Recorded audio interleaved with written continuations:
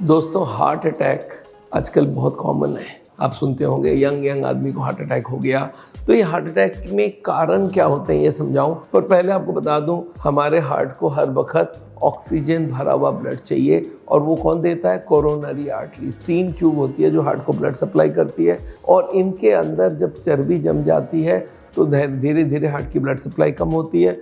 पता नहीं चलता 70-80 ब्लॉकेज तक, फिर एक दिन वो पर्दा फट जाता है। ब्लॉकेज के ऊपर एक पर्दा होता है, वो पर्दा फटते ही वहाँ पे हार्ट अटैक होती है।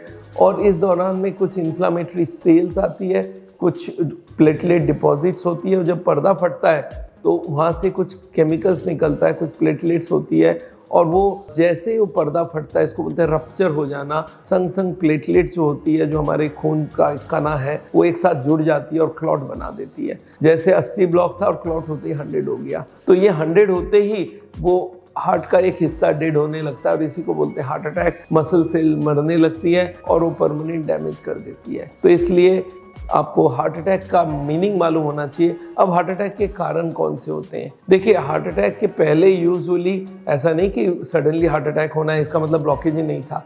ब्लॉकेज बिल्टअप होता है ओवर द ईयर्स, पर पता नहीं चलता। चलो 50% तक ब्लॉकेज हो जाए, मान लेते 10, 20, 30 साल भी लग गए, तब तक पता नहीं चलता है। फिर पता कब चलता है? जब वो पर्दा फटता है, तभी पता चलता है।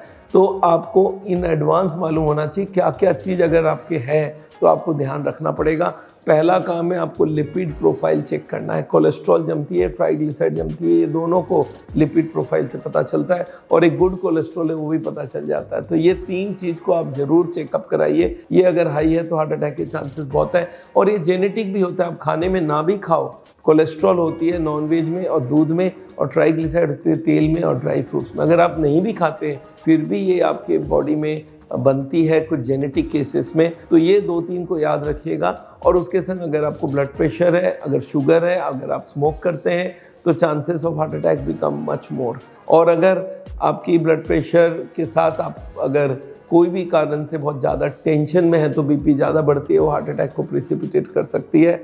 फिजिकली इनएक्टिव हो आप, अगर एक्सरसाइज नहीं करते, अगर आप मोटे हैं, तो इसके भी बहुत बड़ा होता है। और खाने में फ्रूट्स और वेजिटेबल्स नहीं खाते हैं, तब भी हार्ट अटैक होने के चांसेस रहता है।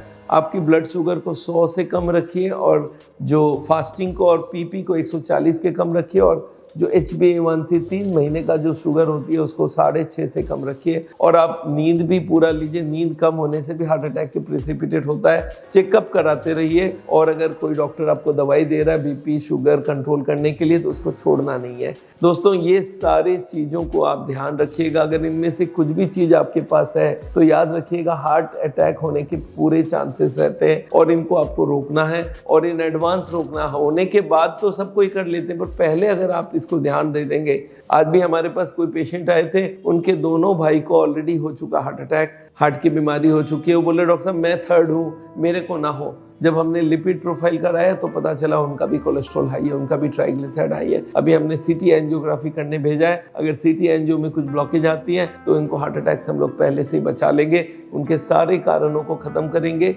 और उनकी अगर लीवर में कोलेस्ट्रॉल बन रही है जेनेटिकली, उसको भी हम लोग दवाई से कंट्रोल करेंगे। तो दोस्तों, जब भी कोई हार्ट का पेशेंट आपको मिले, उनको हमारी एडवाइजेस बताइए, उनको हमारे वीडियोस फॉरवर्ड कीजिए, और उनको हमसे कांटेक्ट करने बोलिए। हमारे ऑल इंडिया में पूरे 120 सेंटर है, और हमारे वेबसाइट से आप हमें डायरेक्टली कंसल्ट भी कर सकते हैं कि हार्ट अटैक को प्रिवेंट के लिए आप क्या कर सकते हैं। Thank you so much. मेरा नाम डॉक्टर बिमल छाजड़ है।